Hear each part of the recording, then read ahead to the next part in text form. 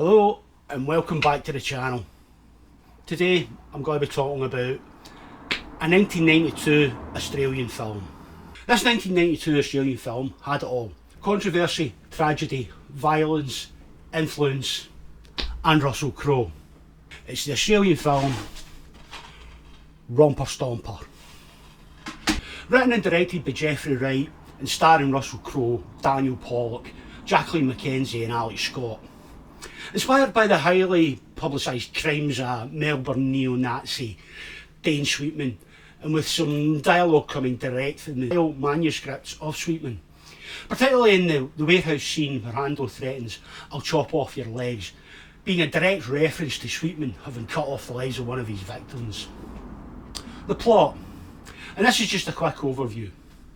Set in Victoria, Australia, the film follows a gang of neo-Nazi skinheads led by Hando, played by Russell Crowe, before he found international stardom.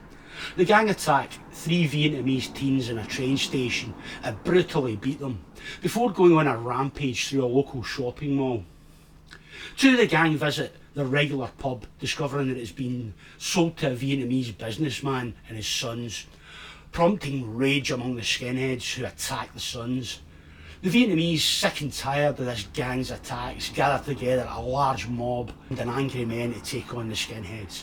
Outnumbering the skinheads by a large factor, they attack and beat many of the skinheads, with the main characters of the gang escaping the attack and heading back to their rented warehouse home, pursued by the mob, who break in and ransack and burn down the place, leaving the rest of the skinheads to flee and seek alternative place to hide from the mob, the police, and to plan their revenge.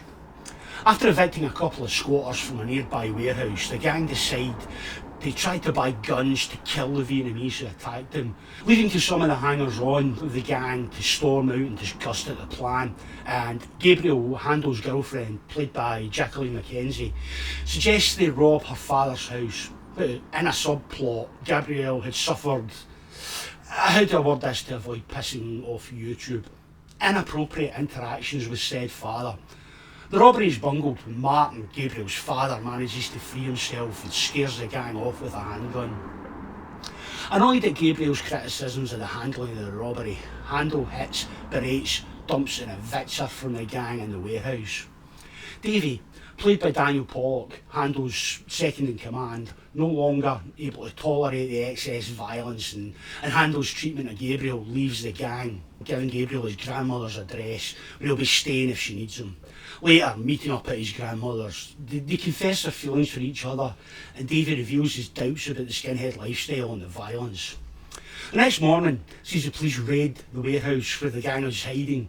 Bob's, played by James McKenna, the youngest of the gang, points a pistol stolen in the robbery at the police, who shoot him dead, while Hando flees the warehouse evading capture. Arriving at Davey's grand's house, Hando finds Davey and Gabrielle in bed together, accusing Gabrielle of telling the police where the gang were, which she did, but Davey tells him that she was with him all night since they left the warehouse. Hando convinces them to go with him, claiming that the police are looking for them too, and they would have a better chance of escape sticking together. They rob a service station, but Hando strangles and kills the sales attendant. And after driving all night, they take a short break at Bell's Beach the next morning. Gabrielle overhears Hando trying to convince Davey to abandon her and leave with him. Feeling betrayed, Gabrielle sets the car on fire and admits that she told the police where the gang were hiding. Hando attacks her in a rage, first attempting to strangle her and then to drown her. Davey, desperate to save her, stabs Hando in the neck. The controversy. Other than the obvious, the subject matter, the film's violent content was implicated in March of 2000 when British prisoner Robert Stewart murdered his cellmate in a racially motivated attack. Comparing himself to Hando and having watched the film 2 days before the killing.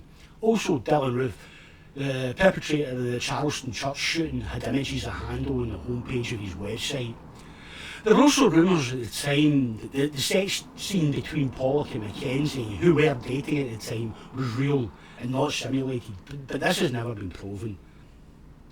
There was also controversy around a Russell Crowe statement that he performed a particular sex act with Mackenzie while filming their sex scene. But this was later clarified by Mackenzie as a joke from Crowe, who was referring to what it looked like had happened rather than what had actually happened. The tragedy. Unfortunately, the actor Daniel Pollock, who played the co-star Davy in the film, took his own life before the film was released. And that's all I'm going to say about that. I think I'll leave it there. This is a film that, while dark, is well worth watching. If you've enjoyed this quick look at this 90s film and would like to see some more, give the video a like. And if there's any other films from the 80s or 90s that you would like me to cover, leave a comment and maybe subscribe. I cover music, movies, TV shows and toys of our youth in the 80s and 90s in this channel.